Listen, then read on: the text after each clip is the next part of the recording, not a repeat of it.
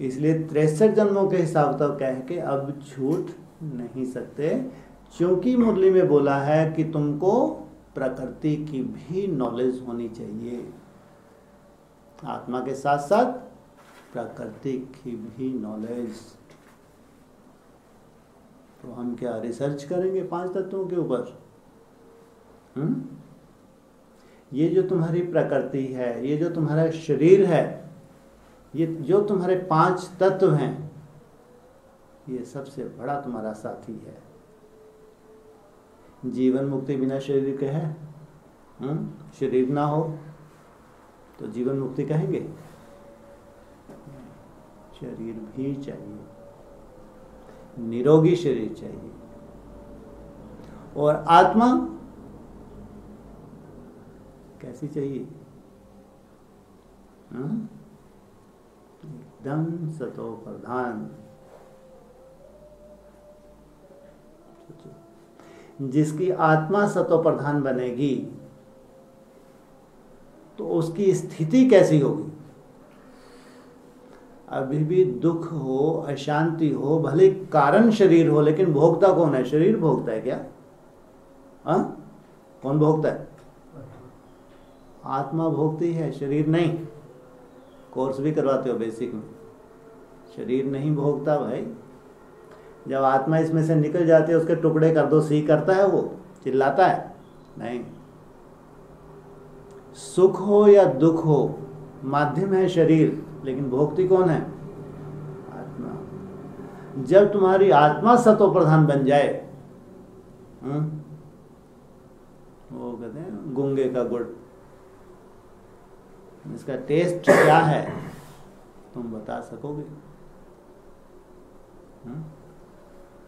बस यही बोलोगे कि भैया इसके आगे अब जो यात्रा है, इंद्रियों के पार जितना तुम जाओगे, उसकी तो तुम कल्पना भी नहीं कर सकते। लेकिन इंद्रियों के पार, जो इंद्रियों के सुख हैं, इनसे तुम दूर जितना जाओगे, शायद तुमको महसूसता हो, शायद तुम खुशबू ले सको, जिसके लिए ऋषि मुनि तरसते हैं। राजा महाराजा ने घर बार छोड़ दिया, लात मार दी। अभी कई बार कहते हैं वेल क्वालिफाइड, अच्छी पोस्ट छोड़ के जाके आज भी उत्तरकाशी में बैठे हैं। कोई कमी नहीं है, धन की कमी नहीं है, लेकिन जिज्ञासा क्या है? जिज्ञासा है, कुछ अलग चाहिए। संसार में जो सबके पास है वो उनके पास है, लेकिन शांति नहीं है। शांति नहीं है, धन है,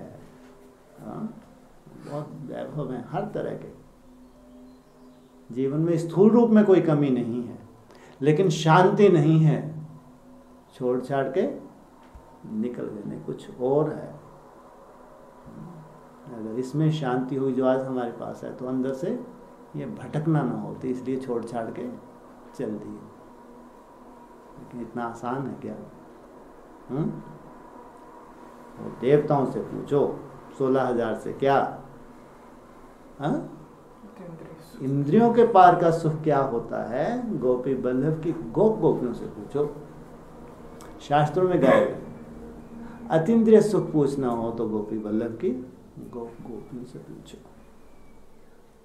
तो जरूर इंद्रियों के सुख छोड़ने की मेहनत संगम युग पे की है। क्या किया है? चाहे ज्ञान इंद्रियां हो, चाहे कर्म इंद्रियां हो, जिसने जितनी मेहनत की है, उतना ही जास्ती पहले उसका वो सुख शुरू हो जाता है। बाकी तो अभी डाउनफॉल पूरे वर्ल्ड का होने जा रहा है, या कोई बचेगा? अचानक ही जो ग्रह दशाएं बनने वाली हैं, ग्रह दशा क्यों बोलते हैं? ज्ञान मार्ग में ये भाषा है क्या? ज्ञान मार्ग में मुरलियों में कोई ग्रहचारी, ग्रहचारी शब्द बाबा ऐसे बोलते हैं, है ना। लेकिन यहाँ जो ग्रहों की दशा को थोड़ा सा और अच्छे से, जैसे ज्योतिषी जी महाराज बताते हैं, ऐसा बताया जाता है। तो ऐसा क्यों?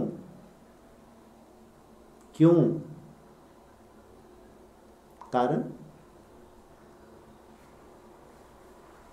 पूरा साइंटिफिक है। ग्रहों की जो चाल है वो तो प्राकृतिक है, हर एक अपनी गति से घूम रहा है। पृथ्वी की अपनी गति है, चंद्रमा की अपनी गति है, सूर्य के आसपास सब घूम रहे, नहीं घूम रहे, आपस में उनका जो भी डिस्टेंस मेंटेन करके चल रहे हैं, फिर कैसे वो साइंटिफिक उनकी चाल से कैसे एक दूसरे प्रभावित होते हैं, प्रभाव हो या दुष्प्रभाव हो, उससे पूरा वर्ल्ड प्रभावित होता है। साइंटिफिक बोल रहे हैं हम, पूरा वर्ल्ड प्रभावित होता है, हर एक मनुष्य आत्मा प्रभावित होती है, हर एक मनुष्य आत्मा। हाँ, जो योगी इन ग्रहों से ऊपर चला गया, जब तक इन ग्रहों के अंडर में है, जड़ ग्रहों की बात कर रहे हैं अभी,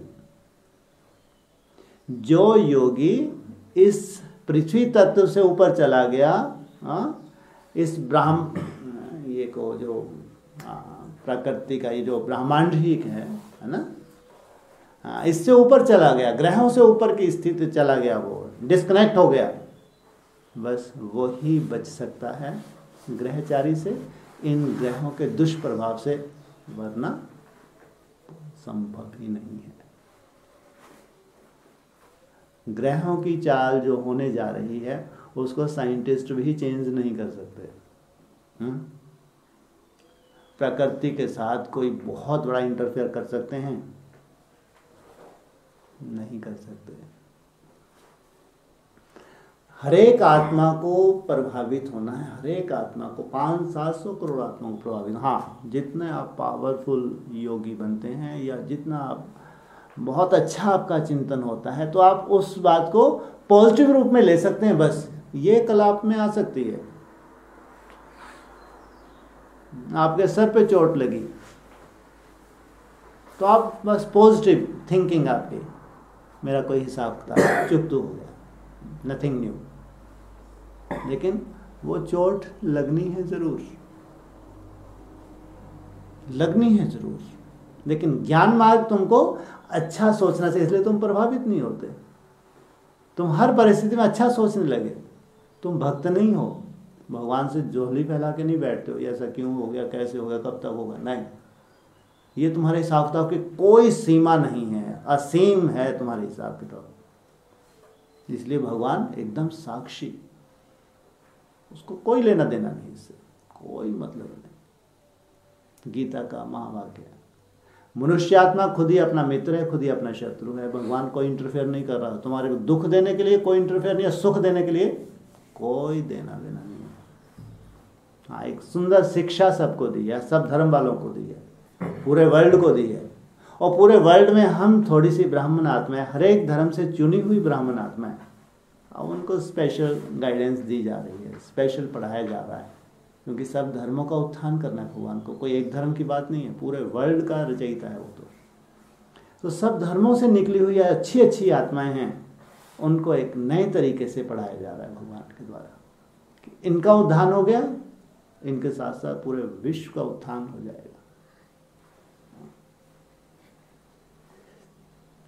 इसलिए समय का जो प्रभाव है वो तो ब्रह्मा बाबा कोई साक्षात्कार हो गया था, जो उन्होंने विनाश के साक्षात्कार किए, ब्रह्मा बाबा ने देख ही नहीं पाए, इतना डेंजरस सीन थी वो। चाहे सिविल वार दिखी उनको, चाहे वर्ल्ड वार दिखा, जो भी है दिखा, लेकिन तो देख ही नहीं पाए, इतना डेंजरस रूप था, क्योंकि अंतिम समय का साक्षात्कार करवाया गया था उनको।